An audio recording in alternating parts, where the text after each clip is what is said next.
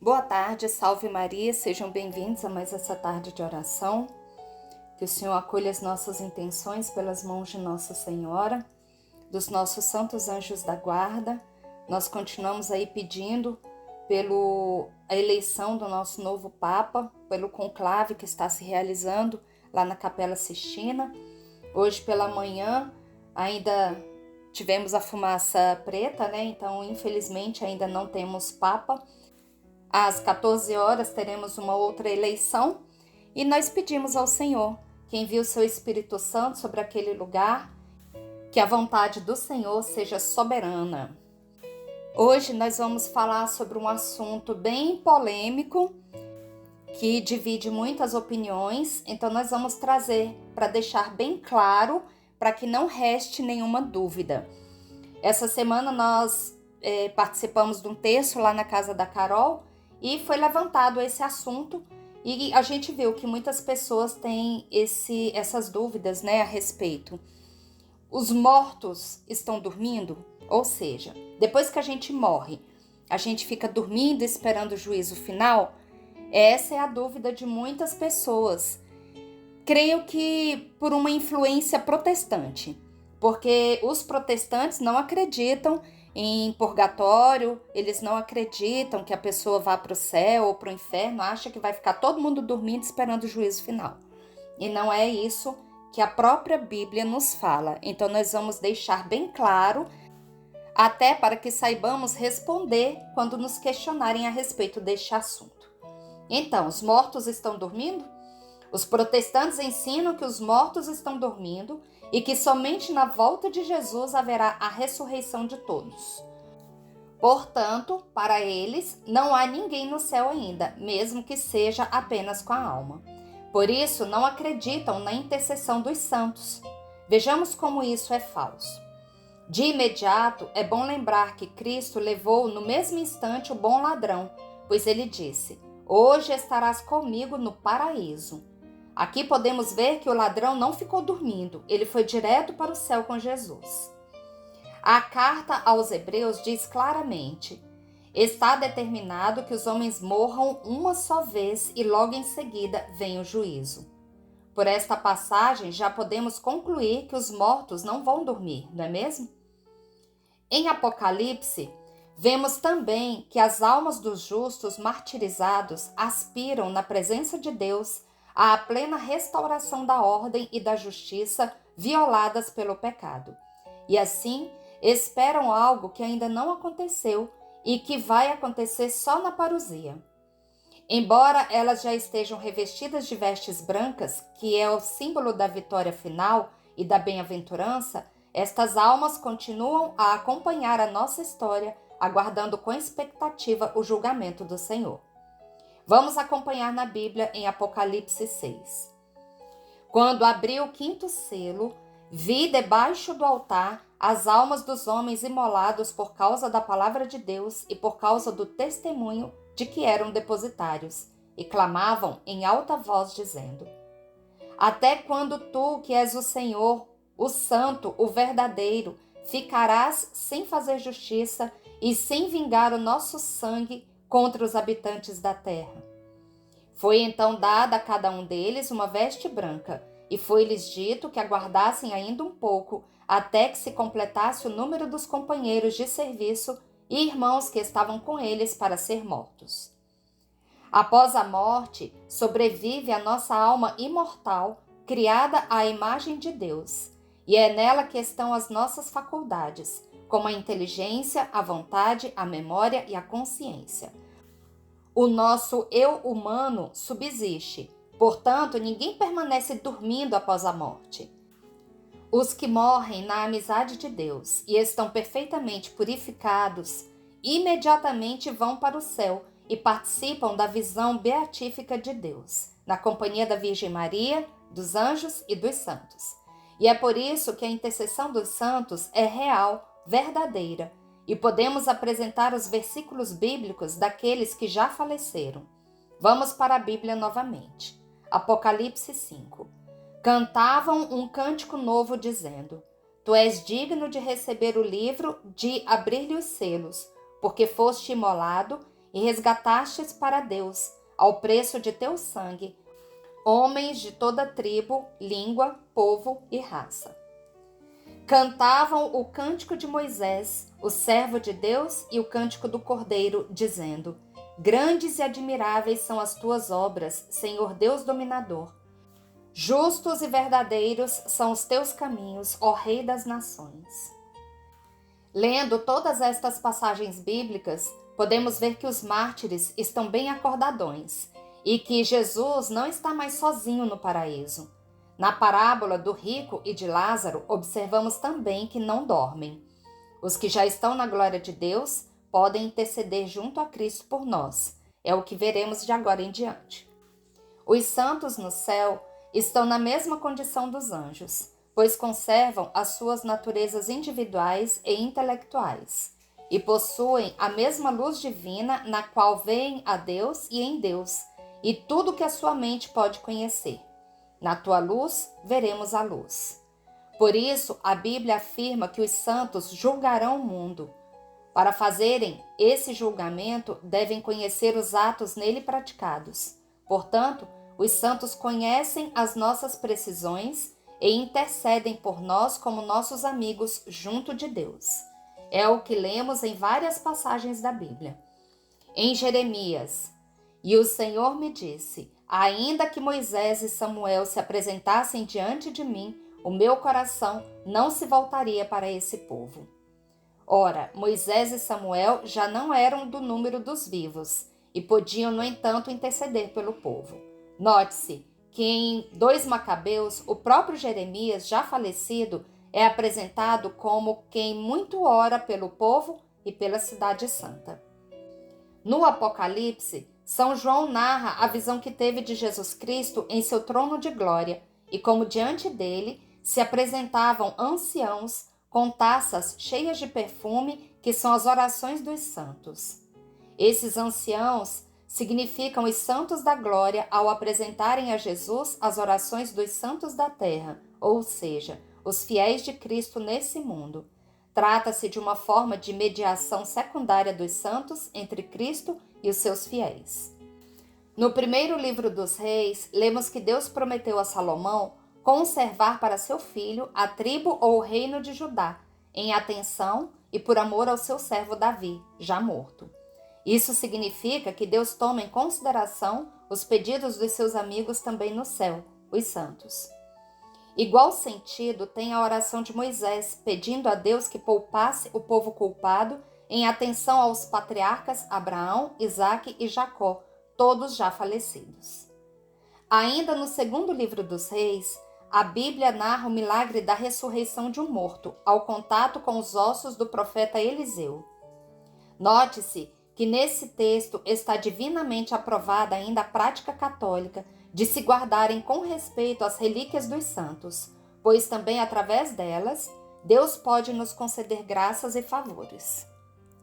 Resumindo, aparece claríssimo no Novo Testamento que logo após a morte, partimos para estar com Cristo. Então erram aqueles que afirmam que após a morte ficamos dormindo até a ressurreição final. Afirmar que após a morte ficamos dormindo é esquecer que Cristo ressuscitou, que com ele ressuscitamos para a vida. Erram também gravemente os reencarnacionistas que pensam que após a morte ficamos à toa, zanzando num além, até reencarnarmos novamente.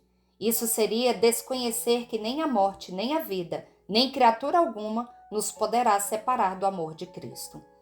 Para terminar, cito o importante texto do Magistério da Igreja, a Constituição Benedictus Deus, do Papa Bento XII, no século XIV, que ensinou claramente e de modo infalível.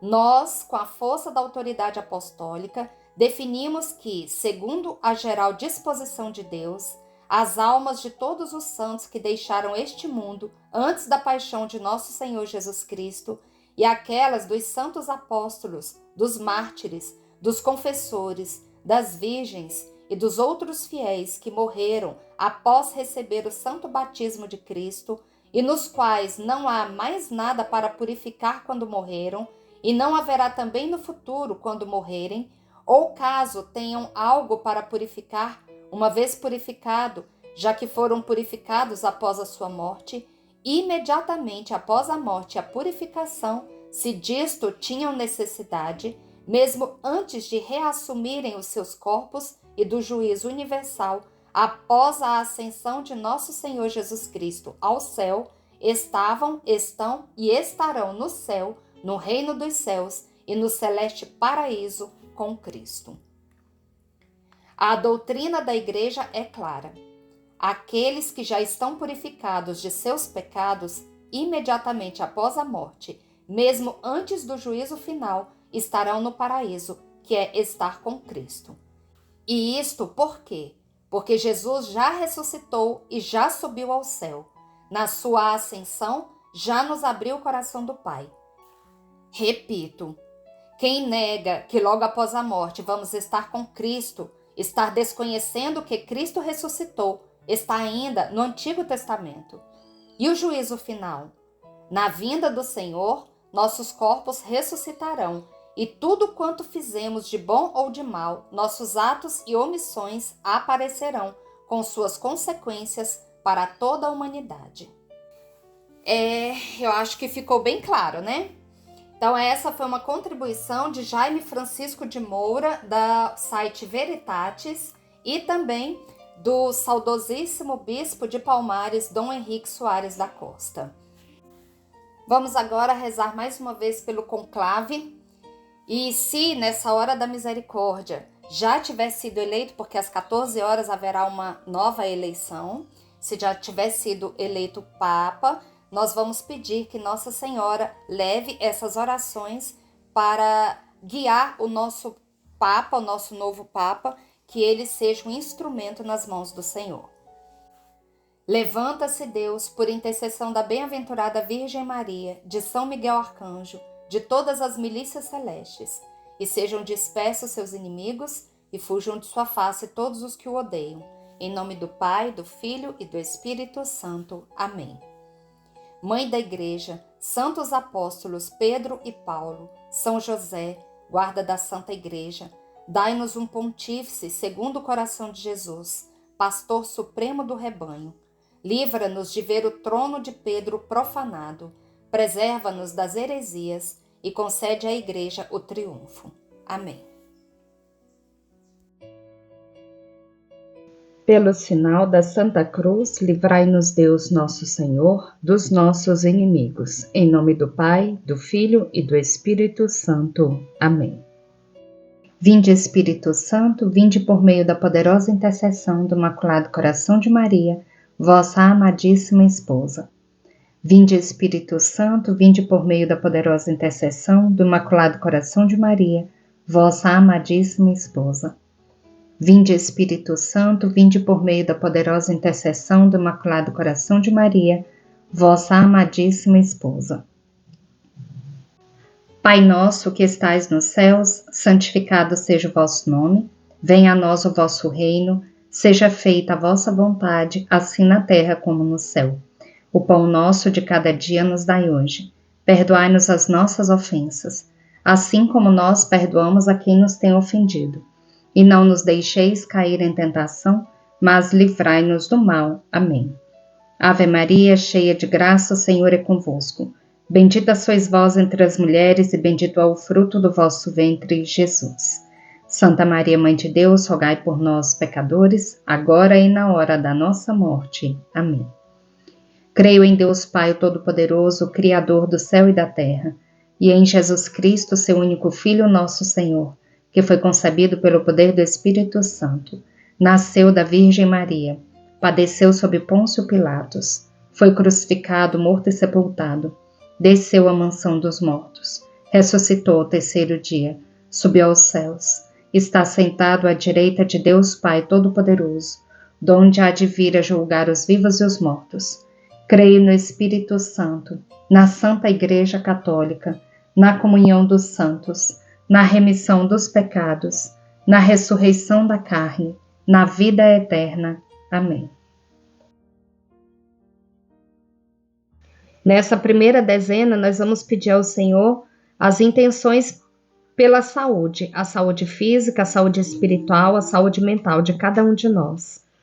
Que o Senhor acolha essas intenções, que o Senhor sonde os nossos corações, e o Senhor sabe todos aqueles que nos pediram orações, que o Senhor também os visite nessa tarde. Eterno Pai, eu vos ofereço o corpo e o sangue, a alma e a divindade de vosso diletíssimo Filho, nosso Senhor Jesus Cristo, em expiação dos nossos pecados e dos do mundo inteiro. Pela sua dolorosa paixão, tende misericórdia de nós e do mundo inteiro. Pela sua dolorosa paixão, tende misericórdia de nós e do mundo inteiro. Pela sua dolorosa paixão, tende misericórdia de nós e do mundo inteiro. Pela sua dolorosa paixão, tende misericórdia de nós e do mundo inteiro. Pela sua dolorosa paixão, tende misericórdia de nós e do mundo inteiro. Pela sua dolorosa paixão, tende misericórdia de nós e do mundo inteiro. Pela sua dolorosa paixão, tende misericórdia de nós e do mundo inteiro. Pela sua dolorosa paixão, tende misericórdia de nós e do mundo inteiro. Pela sua dolorosa paixão, tende misericórdia de nós e do mundo inteiro. Pela sua dolorosa paixão, tende misericórdia de nós e do mundo inteiro. Nessa segunda dezena, eu quero pedir por todos os sacerdotes religiosos, pelas crianças, jovens, adolescentes, que o Senhor coloque anjos no caminho deles, que possa guiá-los sempre nos caminhos do bem, que os sacerdotes estejam realmente a serviço do Senhor, que não se desviem e que não levem a desviar toda uma comunidade. Que as crianças sejam protegidas na sua inocência, sejam protegidas no seu espírito, que elas estejam sempre inclinadas para Deus, sempre. Que o Senhor as abençoe e as proteja sempre. Eterno Pai, eu vos ofereço o corpo e o sangue, a alma e a divindade de vosso diletíssimo Filho, nosso Senhor Jesus Cristo, em expiação dos nossos pecados e dos do mundo inteiro. Pela sua dolorosa paixão, tende misericórdia de nós e do mundo inteiro. Pela sua dolorosa paixão, tende misericórdia de nós e do mundo inteiro. Pela sua dolorosa paixão, tende misericórdia de nós e do mundo inteiro. Pela sua dolorosa paixão, tende misericórdia de nós e do mundo inteiro. Pela sua dolorosa paixão, tende misericórdia de nós e do mundo inteiro. Pela sua dolorosa paixão, tende misericórdia de nós e do mundo inteiro. Pela sua dolorosa paixão, tende misericórdia de nós e do mundo inteiro. Pela sua dolorosa paixão, tende misericórdia de nós e do mundo inteiro. Pela sua dolorosa paixão, tende misericórdia de nós e do mundo inteiro. Pela sua dolorosa paixão, tende misericórdia de nós e do mundo inteiro. Nessa terceira dezena, nós vamos colocar pelo nosso Brasil, pedindo ao Senhor a graça da libertação, que o Senhor nos liberte do comunismo, da corrupção, das ideologias satânicas e de todo mal. Que o Senhor proteja a nossa nação brasileira, nossa terra de Santa Cruz, de toda influência maligna. Nós vamos colocar também por todas as mulheres que pensam em abortar, que o Senhor não permita tamanha atrocidade, que o Senhor proteja todas as crianças, especialmente aquelas que estão no ventre de suas mães e que pensam no aborto. Eterno Pai, eu vos ofereço o corpo e o sangue, a alma e a divindade de vosso diletíssimo Filho, nosso Senhor Jesus Cristo, em expiação dos nossos pecados e dos do mundo inteiro. Pela sua dolorosa paixão, tende misericórdia de nós e do mundo inteiro. Pela sua dolorosa paixão, tende misericórdia de nós e do mundo inteiro. Pela sua dolorosa paixão, tende misericórdia de nós e do mundo inteiro.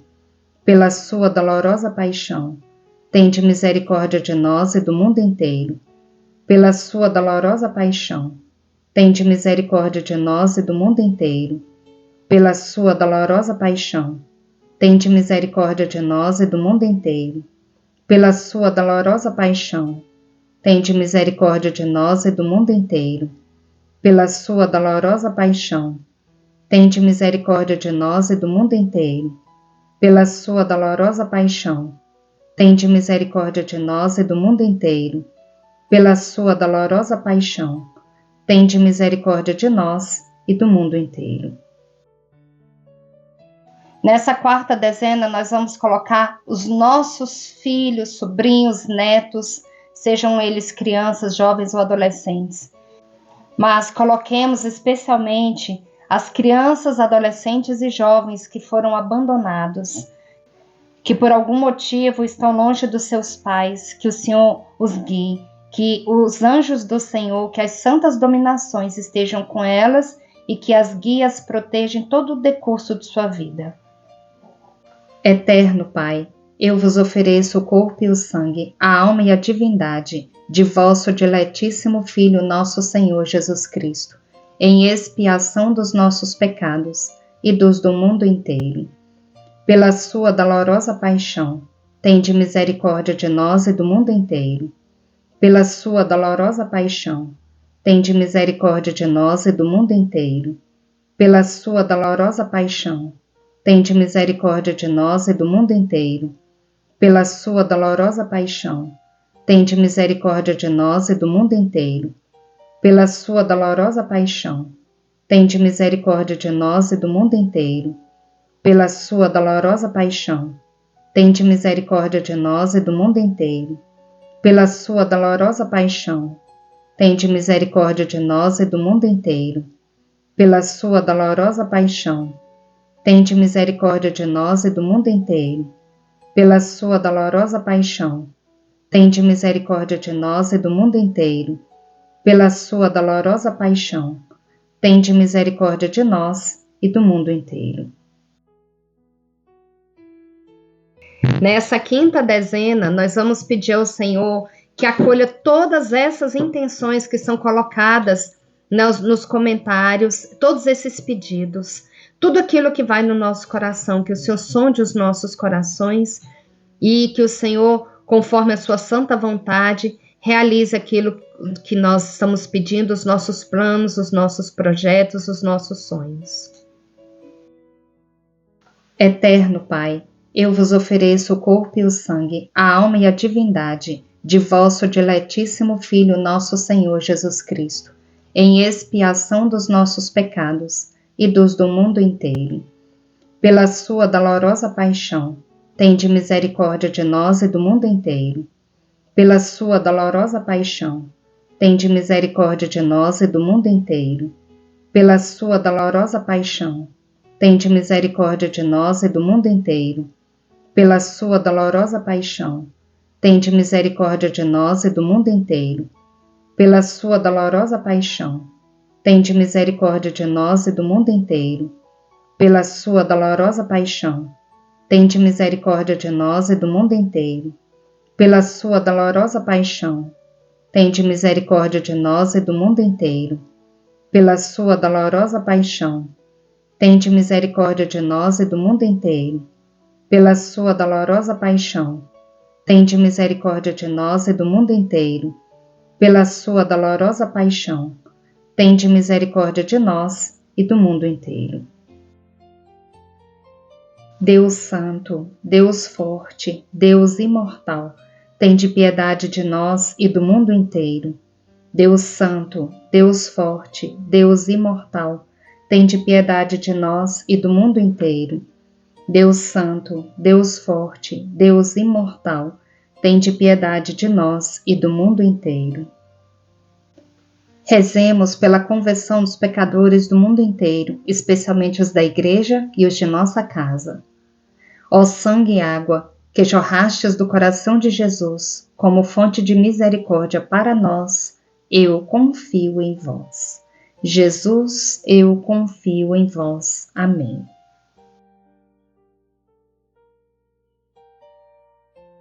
Agora vamos ouvir a meditação do Diário de Santa Faustina, com a Patrícia Mendes, missionária da Canção Nova. Peçamos que o Senhor continue abençoando para que ela continue nos ajudando com essas meditações. Diário de Santa Faustina, 1271.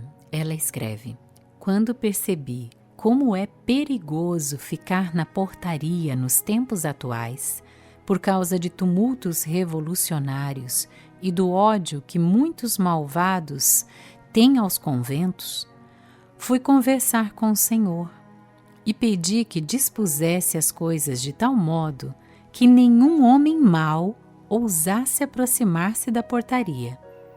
Então ouvi estas palavras: minha filha, desde o momento em que foste para a portaria, coloquei um querubim no portão para o proteger.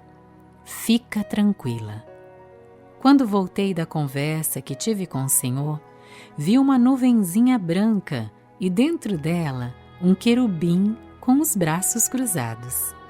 O seu olhar era como raio. Conheci como o fogo do amor a Deus arde nesse olhar.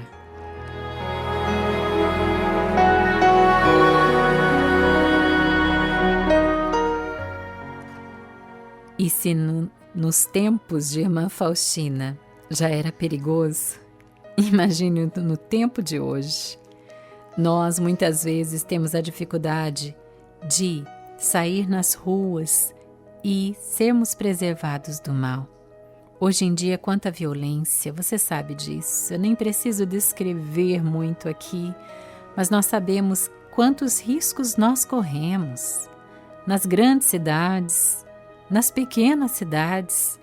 Antigamente, pelo menos as cidades de interior eram mais calmas, mas agora nós tocamos nessa realidade, infelizmente, a violência, muitos homens maus e também mulheres más, muitas pessoas que se deixaram envolver pelo mal, as drogas, o álcool, que também incentivam pessoas a viverem as maldades, a se inclinar para o mal, para o roubo, para a violência.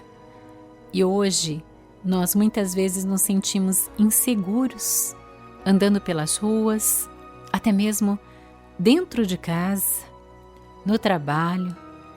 E nesses momentos, algumas pessoas até se desesperam pensando: o que será? O que será de mim? O que será de nós? O que será da minha família, dos meus filhos? Com tantas realidades de insegurança pública, de violência.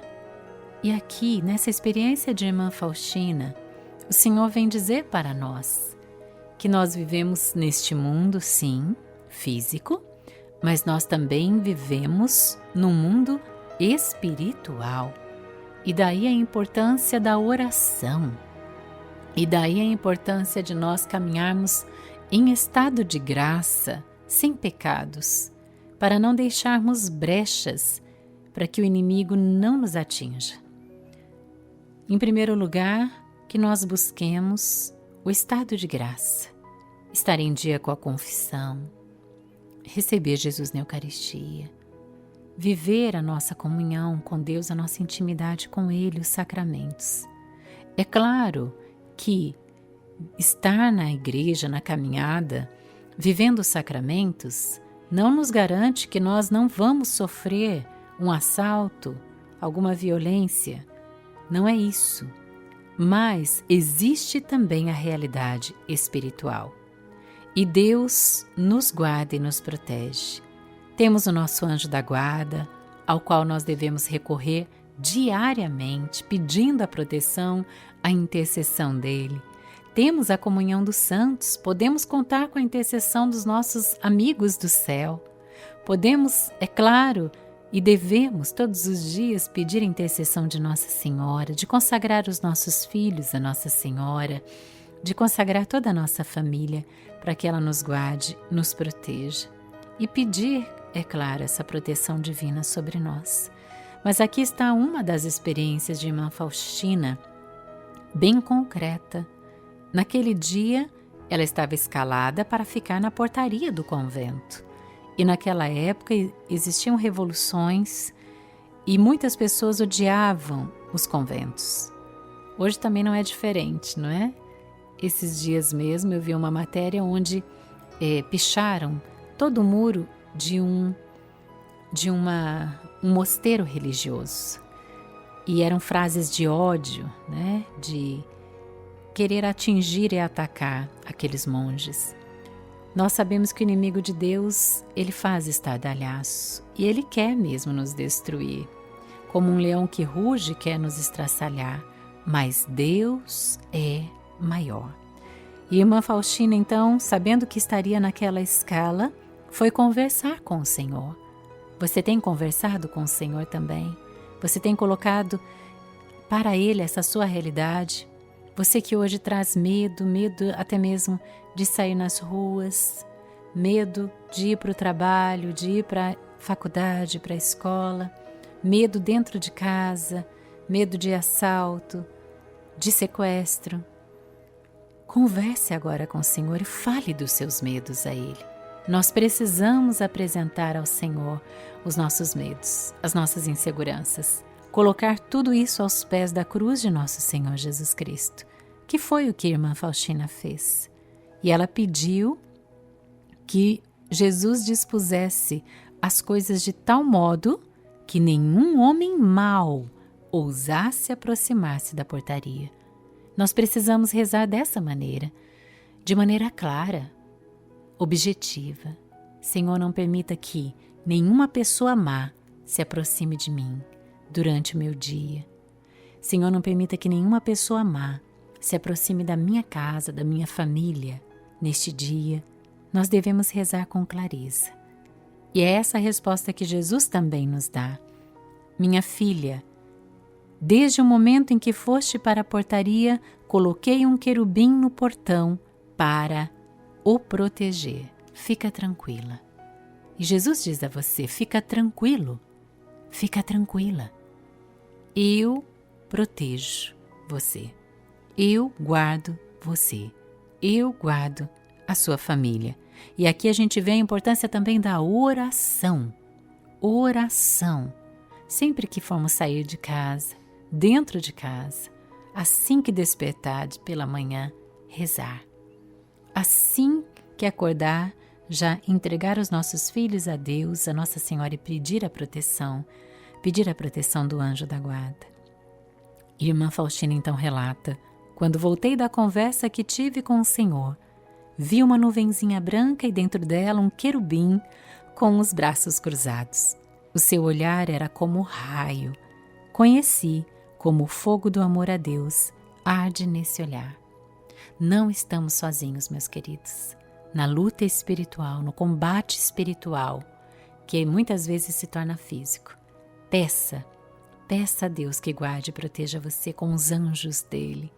E irmã Faustina viveu várias experiências com os anjos, com os arcanjos. Eu e você também somos convidados a viver essa experiência de tocar o céu, mesmo estando aqui na terra.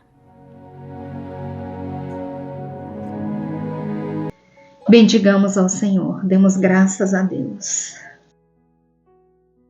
Rezemos agora o terço do amor, pedindo ao Senhor a libertação das almas do purgatório, que o Senhor tenha misericórdia e que elas sintam o alívio através das nossas orações. Pai nosso que estais nos céus, santificado seja o vosso nome, venha a nós o vosso reino, seja feita a vossa vontade, assim na terra como no céu. O pão nosso de cada dia nos dai hoje. Perdoai-nos as nossas ofensas, assim como nós perdoamos a quem nos tem ofendido. E não nos deixeis cair em tentação, mas livrai-nos do mal. Amém. Ave Maria, cheia de graça, o Senhor é convosco. Bendita sois vós entre as mulheres, e bendito é o fruto do vosso ventre, Jesus. Santa Maria, Mãe de Deus, rogai por nós, pecadores, agora e na hora da nossa morte. Amém. Creio em Deus Pai Todo-Poderoso, Criador do céu e da terra, e em Jesus Cristo, seu único Filho, nosso Senhor, que foi concebido pelo poder do Espírito Santo, nasceu da Virgem Maria, padeceu sob Pôncio Pilatos, foi crucificado, morto e sepultado, desceu à mansão dos mortos, ressuscitou ao terceiro dia, subiu aos céus, está sentado à direita de Deus Pai Todo-Poderoso, donde há de vir a julgar os vivos e os mortos. Creio no Espírito Santo, na Santa Igreja Católica, na comunhão dos santos, na remissão dos pecados, na ressurreição da carne, na vida eterna. Amém. Nessa primeira dezena, nós vamos colocar pelas almas de todos os nossos antepassados, pelas almas de todos os irmãos que passaram por essa hora da misericórdia, que rezaram conosco, também por todos aqueles que morreram de forma súbita, que o Senhor acolha todas essas almas. Doce coração de Jesus, sede meu amor. Doce coração de Maria, sede a minha salvação. Jesus, Maria, eu vos amo, salvai almas. Jesus, Maria, eu vos amo, salvai almas. Jesus, Maria, eu vos amo, salvai almas. Jesus, Maria, eu vos amo, salvai almas. Jesus, Maria, eu vos amo, salvai almas. Jesus, Maria, eu vos amo, salvai almas. Jesus, Maria, eu vos amo, salvai almas. Jesus, Maria, eu vos amo, salvai almas. Jesus, Maria, eu vos amo, salvai almas. Jesus, Maria, eu vos amo, salvai almas. Segunda dezena, rezemos pelas almas dos sacerdotes, religiosos, missionários e consagrados que ainda se encontram no purgatório. Doce coração de Jesus, sede meu amor. Doce coração de Maria, sede a minha salvação. Jesus, Maria, eu vos amo, salvai almas. Jesus, Maria, eu vos amo, salvai almas. Jesus, Maria, eu vos amo, salvai almas. Jesus, Maria, eu vos amo, salvai almas. Jesus, Maria, eu vos amo, salvai almas. Jesus, Maria, eu vos amo, salvai almas. Jesus, Maria, eu vos amo, salvai almas. Jesus, Maria, eu vos amo, salvai almas. Jesus, Maria, eu vos amo, salvai almas. Jesus, Maria, eu vos amo, salvai almas. Terceira dezena, rezemos pelas almas dos nossos vizinhos falecidos e por todas as almas abandonadas e esquecidas no purgatório. Doce coração de Jesus, sede meu amor. Doce coração de Maria, sede a minha salvação. Jesus, Maria, eu vos amo, salvai almas. Jesus, Maria, eu vos amo, salvai almas. Jesus, Maria, eu vos amo, salvai almas. Jesus, Maria, eu vos amo, salvai almas. Jesus, Maria, eu vos amo, salvai almas. Jesus, Maria, eu vos amo, salvai almas. Jesus, Maria, eu vos amo, salvai almas. Jesus, Maria, eu vos amo, salvai almas. Jesus, Maria, eu vos amo, salvai almas. Jesus, Maria, eu vos amo, salvai almas. Quarta dezena, rezemos pelas almas dos sacerdotes falecidos que passaram pela nossa vida.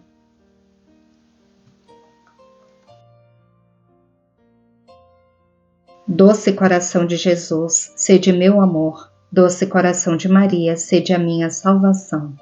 Jesus, Maria, eu vos amo, salvai almas. Jesus, Maria, eu vos amo, salvai almas. Jesus, Maria, eu vos amo, salvai almas. Jesus, Maria, eu vos amo, salvai almas. Jesus, Maria, eu vos amo, salvai almas. Jesus, Maria, eu vos amo, salvai almas. Jesus, Maria, eu vos amo, salvai almas. Jesus, Maria, eu vos amo, salvai almas. Jesus, Maria, eu vos amo, salvai almas. Jesus, Maria, eu vos amo, salvai almas.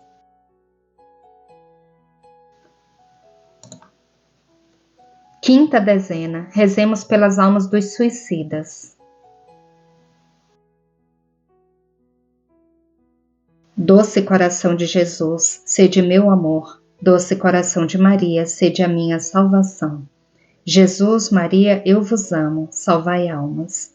Jesus, Maria, eu vos amo, salvai almas. Jesus, Maria, eu vos amo, salvai almas. Jesus, Maria, eu vos amo, salvai almas. Jesus, Maria, eu vos amo, salvai almas. Jesus, Maria, eu vos amo, salvai almas. Jesus, Maria, eu vos amo, salvai almas. Jesus, Maria, eu vos amo, salvai almas. Jesus, Maria, eu vos amo, salvai almas. Jesus, Maria, eu vos amo, salvai almas. Sagrado coração de Jesus, fazei com que eu vos ame cada vez mais. Sagrado coração de Jesus, fazei que eu vos ame cada vez mais. Sagrado coração de Jesus, fazei que eu vos ame cada vez mais. Amém.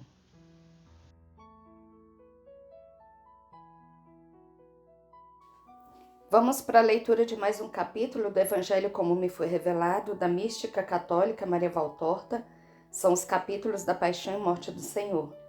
Capítulo 605, Desespero e Suicídio de Judas Iscariotes. Teria ainda podido salvar-se se tivesse se arrependido. E aqui, nessa descrição de Judas Iscariotes, tem algumas partes onde ele encontra Jesus durante aqueles momentos lá de tortura que o Senhor estava sofrendo. E mais na frente nós vamos ver em detalhes como foi a subida, o carregamento da cruz. E assim começa a visão de Maria Valtorta. Eis a minha penosíssima visão dessas primeiras horas da sexta-feira da Paixão, que me apresentou enquanto eu celebrava a hora de Maria desolada, porque eu havia pensado que passar a noite que procede à profissão em companhia da Virgem das Sete Dores fosse a mais bela preparação para a profissão. Estou vendo Judas. Ele está sozinho, vestido de amarelo claro e com um cordão vermelho na cintura. O meu pressentimento interno me adverte que há pouco Jesus foi capturado e que Judas, tendo fugido logo depois da captura, agora está dominado por um contraste de pensamentos. De fato, Judas está parecendo um animal furioso, perseguido por um bando de mastins. Cada sopro do vento sobre a folhagem, o ruído qualquer pela estrada, o gemido de uma pequena fonte o fazem estremecer e virar-se, com suspeita e terror, como se estivesse sendo alcançado por algum carrasco. Ele vira a cabeça, conservando-a baixa, com o pescoço meio torcido, move os olhos como quem quer ver, mas está com medo de ver. E se a claridade da lua cria alguma sombra com a aparência de uma pessoa humana, ele arregala os olhos, dá um salto para trás, torna-se mais lívido do que estava, para por um instante, e depois foge precipitadamente, voltando sobre os seus passos, escapulindo por outros becos, até que algum outro rumor ou lampejo de luz o faça voltar e fugir com alguma outra direção. Com seu andar de demente, ele vai indo assim para o centro da cidade, mas um clamor do povo o adverte que ele está perto da casa de Caifás. Então, levando as mãos à cabeça e curvando-se, como se aqueles gritos fossem muitas pedras que já estão caindo sobre ele, ele foge sem parar, e ao fugir, toma outra estradinha que o leva diretamente à casa onde foi consumada a ceia. Ele só o percebe quando já está diante da casa, devido ao ruído de uma pequena fonte que se ouve daquele ponto da estrada.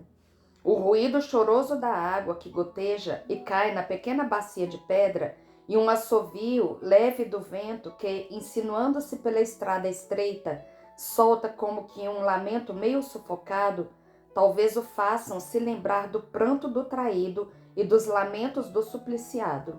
Ele tapa os ouvidos para não ficar ouvindo e sai de lá com os olhos fechados para não ver aquela porta pela qual, poucas horas antes, ele passou com o mestre e pela qual ele saiu para ir ao encontro dos homens armados para capturá-lo. Ao correr assim como um cego, ele vai esbarrar contra um cão vadio, o primeiro cão que eu vejo desde quando comecei a ter as visões, um cão grande, cinzento e arrepiado, que está pronto para pular sobre o seu perturbador. Judas abre os olhos, e eles vão ao encontro de duas pupilas fosforescentes que o estão fitando, e vê a brancura dos dentes descobertos que parecem ter um riso diabólico. Judas dá um urro de terror. O cão, que talvez entenda que aquele urro é uma ameaça, se arroja contra ele e os dois rolam na poeira. Judas por baixo, paralisado pelo medo, e o cão em cima dele. Quando o animal deixou sua presa, talvez julgada indigna de uma luta, Judas está sangrando, com 2 ou 3 mordidas, e seu manto está com 2 ou 3 rasgões. Uma das mordidas o pegou bem na face, justamente no ponto em que ele beijou Jesus. Sua face sangra, e o sangue suja a veste amarelada de Judas no pescoço. Ela forma uma espécie de colar de sangue, ao embeber o cordão vermelho que aperta a veste no pescoço, fazendo-o ficar mais vermelho ainda. Judas, levando a mão ao rosto e olhando o cão que se afasta, mas que o está fitando pela abertura de uma porta, murmura: Beelzebul! E com um novo grito foge acompanhado pelo cão ainda por algum tempo. Ele foge até a pequena ponte que fica perto do Getsêmani. Lá, seja por ele estar cansado, seja porque talvez fosse hidrófobo e se afaste da água, o cão rosnando deixa a presa para trás. Judas, que havia pulado na torrente a fim de apanhar umas pedras para atirar no cão, vê que ele se afastou, olha ao redor de si e vê que a água já está chegando à altura da metade da barriga de sua perna. Sem preocupar-se com sua roupa, que cada vez vai ficando mais molhada, ele se curva sobre a água e bebe dela, como se estivesse atacado pelo calor de uma febre, e lava o rosto que está sangrando e deve estar doendo. À luz de um primeiro despertar da aurora, ele volta a subir pelo leito seco do rio, pelo outro lado, como se tivesse ainda medo do cão e não ousasse voltar para a cidade. Anda ainda alguns metros e vê que se encontra na entrada do Horto das Oliveiras e grita: Não, não! Reconhecendo o lugar onde está. Mas depois, não sei por qual força irresistível ou por qual sadismo satânico e criminoso, ele prossegue até aquele recinto. Procura o lugar onde foi feita a captura. A terra do caminho remexida por muitos pés, a relva pisada em certo ponto e um pouco de sangue por cima da terra, que talvez fosse o sangue de Malco. Tudo isso faz lembrar-se de que foi ele que indicou aos carrascos o inocente. Ele olha, fica olhando e depois dá um grito rouco e um salto para trás e grita dizendo: Aquele sangue! Aquele sangue! E o mostra a quem? E fica com o braço estendido e o indicador mostrando. À luz que vai aumentando, o rosto dele está cor de terra e parece o de um espectro. Judas está parecendo um doido. Seus olhos estão arregalados e luzentes como em um delírio. Com os cabelos despenteados pela corrida e pelo terror, parecem estar eriçados sobre a cabeça. A face, que vai ficando inchada, torce-lhe a boca em um gesto de escárnio. Sua veste rasgada, ensanguentada, molhada, enlameada, porque a poeira se apegou à roupa molhada e a transformou em lama, o faz ficar parecendo com um mendigo. Seu manto, também rasgado e enlameado, está pendurado em um dos ombros, como um molambo, e aí ele se emaranha e continua a gritar: Aquele sangue! Aquele sangue! Então ele recua, como se aquele sangue se tivesse transformado em um mar que vinha subindo e submergindo tudo. Judas cai deitado de costas e fere a cabeça por detrás em uma pedra. Dá um gemido de dor e de medo. Quem é? Ele grita. Deve estar pensando que alguém o tenha feito cair para feri-lo. Então ele se vira aterrorizado. Ninguém. Levanta-se. Agora o sangue está gotejando da nuca. A mancha vermelha vai se alargando pela veste. Não cai na terra porque é pouco. A veste se embebe com ele. Agora a mancha vermelha parece já estar em seu pescoço. Põe-se a caminhar. Encontra de novo o pequeno fogo aceso por Pedro aos pés de uma oliveira.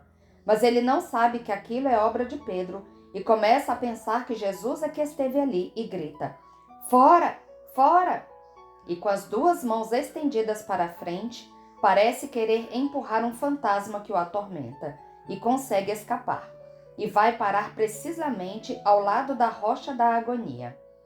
A aurora já clareou bastante e já se pode enxergar bem e sem dificuldade. Judas vê o manto de Jesus, que ficou dobrado sobre a rocha. Ele o reconhece e quer tocar nele, mas fica com medo. Estende a mão, mas logo a retrai. Ele quer, mas logo não quer mais. No entanto, aquele manto o fascina. Então ele geme. Não, não! Depois diz, sim, por Satanás. Sim, eu quero tocar nele. Não tenho medo, não tenho medo. Ele diz que não tem medo, mas está batendo os dentes de terror.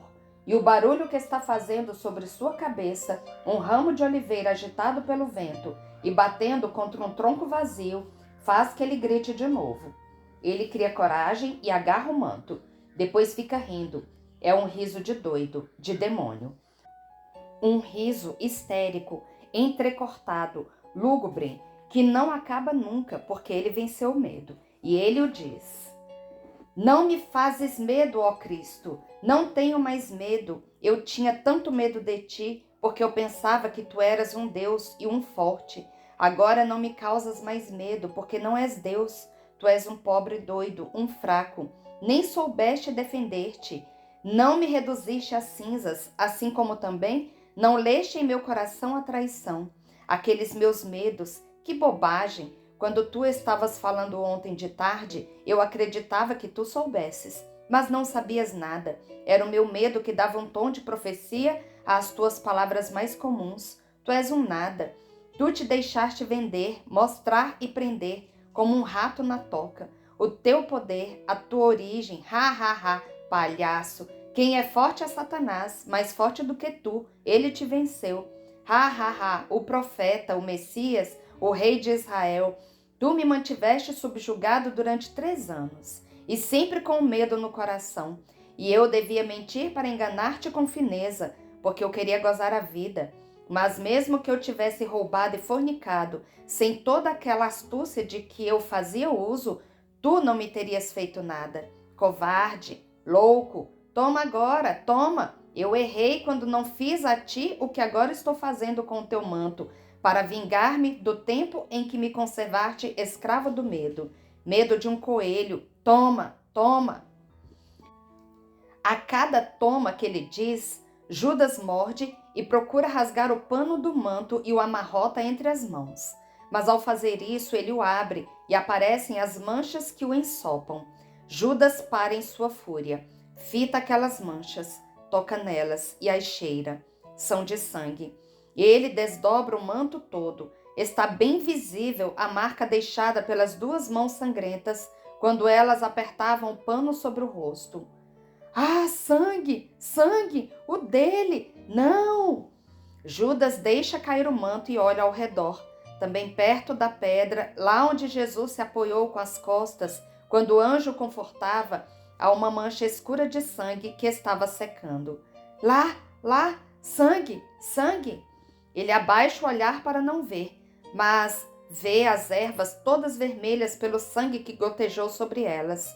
Este sangue, pelo orvalho que o conservou líquido, parece ter gotejado há pouco. Está vermelho e brilha aos primeiros raios do sol. Não quero ver. Não posso ver esse sangue. Socorro!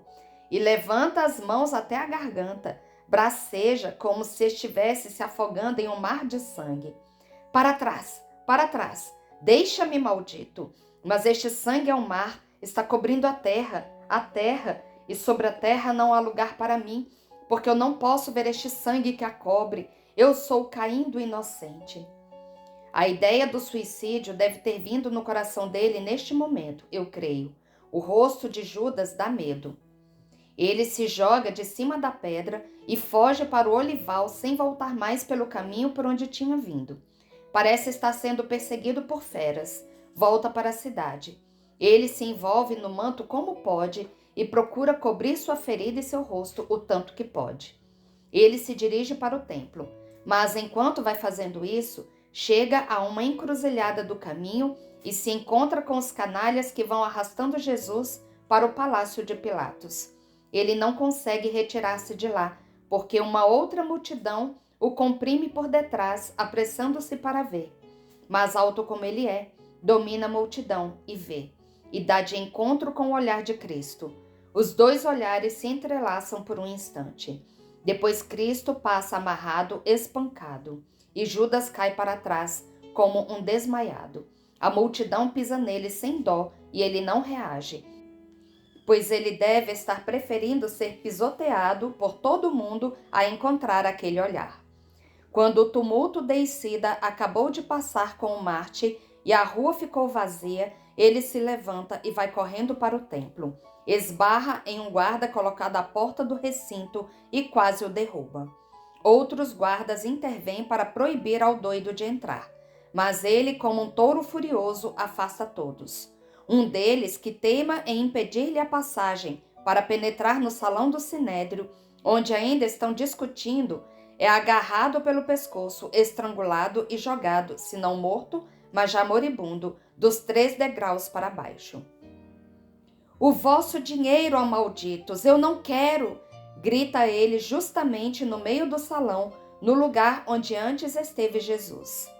Judas parece um demônio que saiu das profundezas do inferno. Todo ensanguentado, despenteado, afogueado pelo delírio, babando, com as mãos em forma de garras, ele grita, mas parece estar latindo pelo tanto que sua voz está estridente, rouca, uivante. O vosso dinheiro, ó malditos, eu não quero. Vós me desgraçastes e me fizestes cometer o maior dos pecados. Como vós eu também estou maldito. Eu traí o sangue inocente. Recaia sobre vós aquele sangue e a minha morte. Sobre vós. Não! Judas está vendo o pavimento todo molhado de sangue. Até aqui há sangue por toda parte está o sangue dele. Mas quanto sangue deverá ter o Cordeiro de Deus para cobrir com ele assim a terra e não morrer por isso? E fui eu que o derramei, mas por instigação vossa, malditos, malditos, malditos para sempre. Malditas sejam estas paredes, maldito seja este templo que foi profanado. Maldição para o pontífice deicida, maldição para os sacerdotes indignos, para os doutores falsos, para os fariseus hipócritas, para os judeus cruéis, para os escribas enganadores. Maldição para mim, tomai o vosso dinheiro e que ele vos estrangule a alma na garganta, como a mim vai fazer a corda. E ele atira para longe a bolsa no rosto de Caifás e sai gritando enquanto as moedas tilintam, espalhando-se pelo chão, depois de terem feito sangrar a boca de Caifás. Ninguém ousa segurá-lo. Ele sai, vai correndo pelas ruas e inevitavelmente encontra-se de novo outras 2 vezes com Jesus, que vai sendo levado para Herodes ou que de lá vai sendo trazido. Ele abandona o centro da cidade e, tomando a esmo qualquer rumo, vai entrando pelas ruazinhas mais estreitas e curtas, para acabar chegando de novo à casa do cenáculo. Ela está toda fechada, como se tivesse sido abandonada. Lá ele para. Ele olha para ela. A mãe, murmura ele, a mãe, e fica indeciso. Eu também tenho uma mãe e matei um filho de uma mãe, mas eu quero entrar e tornar a ver aquela sala. Lá não há sangue. Dá uma batida na porta, outra batida, mais outra. A dona da casa vem abrir e entrefecha a saída. Há uma fenda, e ela, vendo aquele homem perturbado e irreconhecível, dá um grito e procura fechar de novo a porta. Mas Judas, com um empurrão, torna a abri-la e, desviando-se da mulher espantada, passa para a frente. Ele corre para a portinha por onde se vai para o cenáculo e a abre. Entra. Um belo sol penetra, batendo nas janelas escancaradas. Judas dá um suspiro de alívio, depois caminha para adiante. Aqui tudo está calmo e silencioso. A louça está ainda como foi deixada. Compreende-se que, até agora, ninguém precisou dela. Poder-se-ia também pensar que está pronta para ser usada. Judas se dirige para a mesa. Vai ver se há vinho nas ânforas. E há. Ele bebe com avidez diretamente da ânfora que segura com as 2 mãos. Depois ele se deixa cair sentado, apoiando sua cabeça sobre os braços em cima da mesa. Ele não se dá conta de ter se assentado justamente no lugar de Jesus, nem que ele tenha em sua frente o cálice que foi usado na Eucaristia. Fica parado por algum tempo, até que sua respiração ofegante se acalme. Depois, ele levanta a cabeça e vê o cálice. E aí é que ele descobre onde é que está sentado. Levanta-se como um possesso, mas aquele cálice o fascina. Um pouco de vinho vermelho ainda está no fundo, e o sol, batendo no metal, que parece ser prata, põe fogo naquele líquido. É sangue, sangue até aqui, o sangue dele. Fazei isto em memória de mim, tomai e bebei. Isto é o meu sangue, o sangue do Novo Testamento que será derramado por vós. Ah, maldito que eu sou! Por mim ele não pode mais ser derramado pela remissão do meu pecado. Eu não peço perdão porque ele não pode me perdoar. Fora, fora! Não existe mais um lugar onde o Caim de Deus possa ter descanso. A morte, a morte. Ele sai e se vê na frente de Maria Santíssima, que está de pé na porta do salão onde Jesus a deixou. Tendo ouvido um rumor, ela foi à janela, esperando ver João, que há muitas horas está sumido. Ela está pálida, como alguém que perdeu sangue. Está com os olhos que a dor fez ficar ainda mais parecidos com os de seu filho. Judas vai ao encontro daquele olhar que o está fitando, com aquele mesmo amargurado e consciente conhecimento com que Jesus olhou para ele na rua, e com um ó apavorado, ele se encosta à parede. Judas, diz Maria Santíssima, Judas, que vieste fazer? São estas as mesmas palavras que Jesus lhe disse, e as disse com um amor cheio de dor. Judas se lembra disso e grita. Judas, repete Maria, que vieste fazer? A tão grande amor tu correspondeste com a traição? A voz de Maria é uma carícia que treme. Judas está procurando escapar. Maria o chama com uma voz que teria convertido um demônio. Judas, Judas, para aí, escuta. Eu te digo em nome dele, arrepende-te, Judas, ele perdoa. Mas Judas foge. A voz de Maria, o seu aspecto foi o golpe de graça, ou seja, de desgraça, porque ele resistiu. Ele vai para o precipício. Encontra-se com João, que passa correndo para casa a fim de fazer companhia a Maria. A sentença já foi pronunciada. Jesus está para ir ao Calvário. Já é hora que a mãe seja levada ao filho. João reconhece Judas, mesmo restando só pouca coisa do belo Judas de pouco tempo atrás. Tu aqui? Pergunta João com evidente horror. Tu aqui? Que a maldição caia sobre ti, assassino do Filho de Deus. O mestre foi condenado. Alegra-te se o podes fazer. Mas sai do caminho. Eu vou acompanhar a mãe. Que ela, que é a tua outra vítima, não se encontre contigo, ó serpente. Judas foge.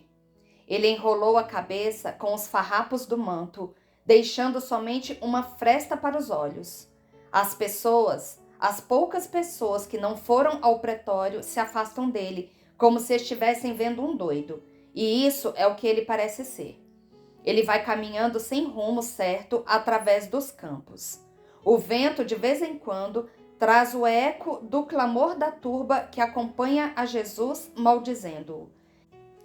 E cada vez que o vento faz chegar esse eco aos ouvidos do Judas, ele grita como um chacal.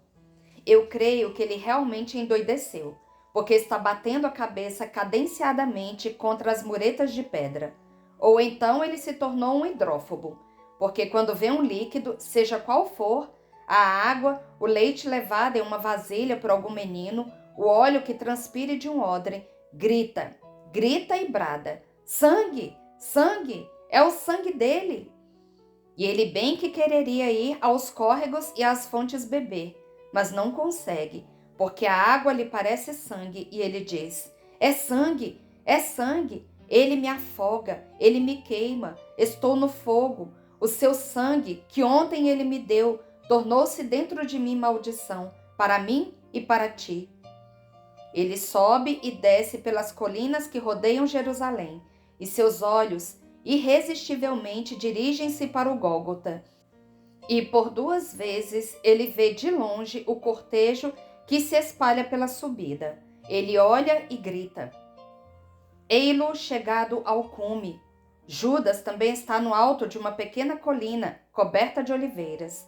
Ele penetrou até lá, abrindo uma cerca rústica, como se ele fosse dono dela, ou pelo menos muito acostumado com aquilo. Tenho a impressão, neste momento, de que Judas não tivesse muito respeito pelas propriedades dos outros.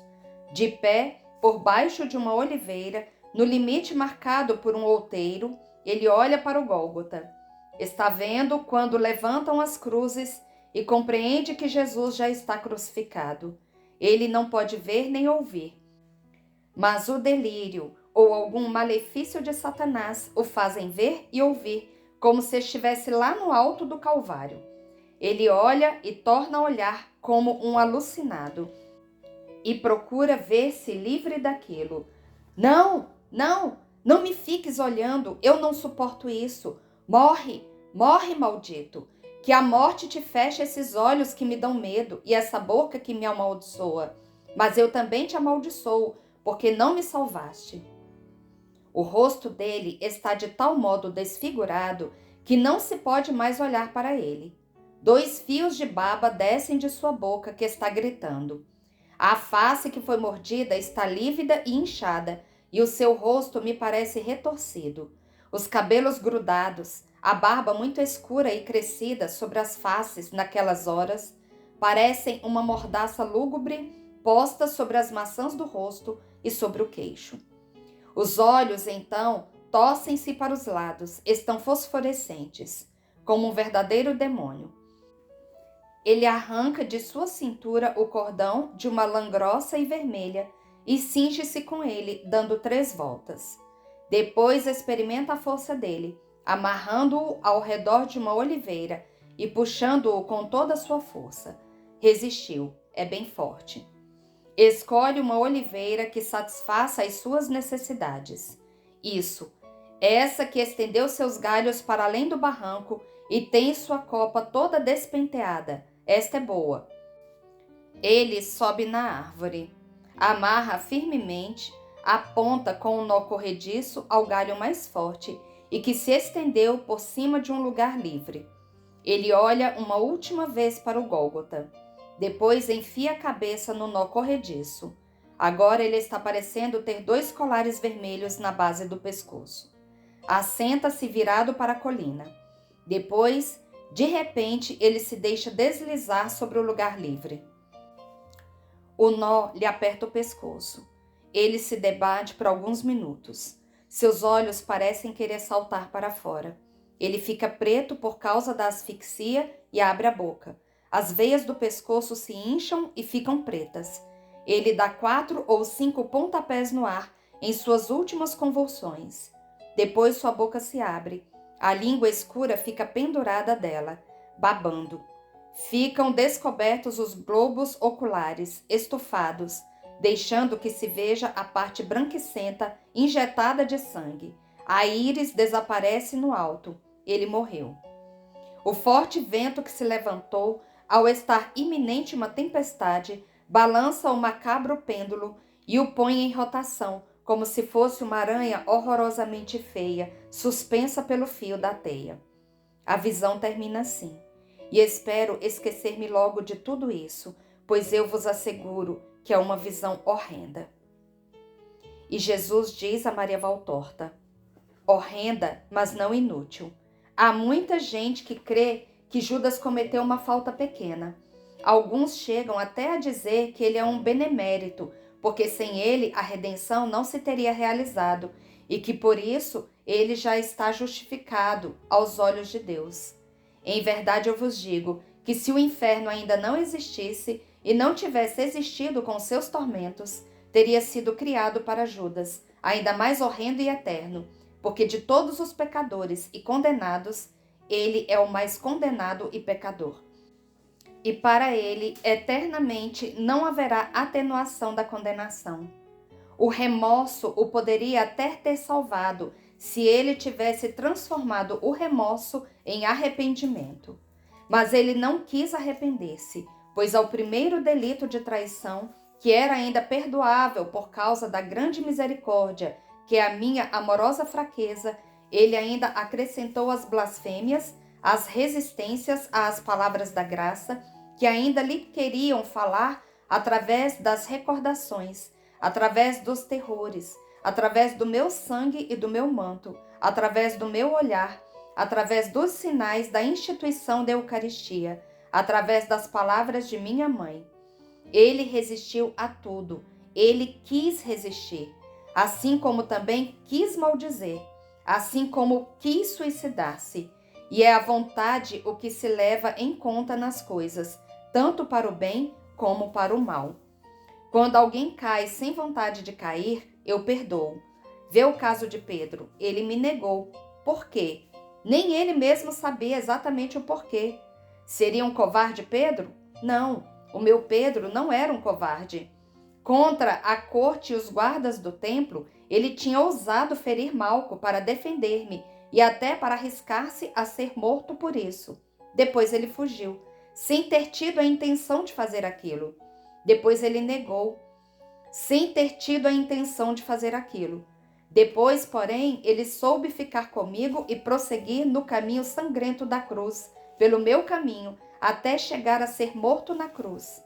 Ele soube muito bem dar testemunho de mim, até o ponto de chegar a ser morto por sua fé intrépida. Eu defendo o meu Pedro. Seu extravio ao negar-me foi o último de sua humanidade. Mas é que sua vontade espiritual não lhe estava presente naqueles momentos. Obstruída pelo peso de sua natureza humana, estava dormindo. Quando despertou, não quis ficar no pecado e quis ser perfeita, e eu o perdoei imediatamente. Judas não quis. Tu dizes que ele parecia um louco e hidrófobo. O que ele tinha era uma raiva satânica. O seu terror ao ver o cão, um animal raro, especialmente em Jerusalém, o seu terror vem do fato de que se atribuía a Satanás, desde os tempos imemoriais, aparecer aos mortais sob aquela forma. Nos livros de magia se lê ainda hoje que uma das formas preferidas por Satanás, a fim de aparecer aos homens, é a de um cão misterioso, ou de um gato, ou de um bode. Judas, já tomado pelo terror nascido nele pelo seu delito, convencido como estava de ser de Satanás pelo seu delito, chegou a ver Satanás naquele animal vadio. Quem é culpado vê em tudo sombras que amedrontam, e é sua consciência que as cria. Depois Satanás aumenta aquelas sombras que ainda poderiam dar arrependimento a um coração e as transforma em fantasmas horrendos que levam ao desespero. E o desespero leva ao último delito, o suicídio. Que vantagem há em jogar fora o preço da traição se esse despojamento é somente fruto da ira e não é valorizado por uma vontade reta de arrependimento? Pois se assim fosse, despojar-se dos frutos do mal se tornaria um ato meritório. Mas do jeito que ele fez, não. Foi um sacrifício inútil. Minha mãe, e ela era a própria graça quando falava, e também minha tesoureira, que perdoava em meu nome, havia dito a ele: arrepende-te, Judas, ele perdoa. Oh, se eu o tivesse perdoado, se ele se tivesse jogado aos pés da mãe, dizendo piedade, ela, a piedosa, o teria recolhido como a um ferido, e sobre as suas feridas satânicas, pelas quais o inimigo lhe tinha inoculado o delito, teria derramado seu pranto que salva e o teria trazido a mim, aos pés da cruz, segurando-o pela mão, para que Satanás não pudesse arrebatar nem os discípulos feri-lo, e levado lá para que o meu sangue caísse em primeiro lugar sobre ele, o maior dos pecadores. E ela teria sido a sacerdotisa admirável sobre o seu altar, entre a pureza e a culpa, porque é mãe dos virgens e dos santos, mas também mãe dos pecadores. Mas ele não quis. Meditai no poder da vontade, da qual vós sois árbitros absolutos. Por ela podeis ter o céu ou o inferno. Meditai sobre o que é que quer dizer persistir na culpa.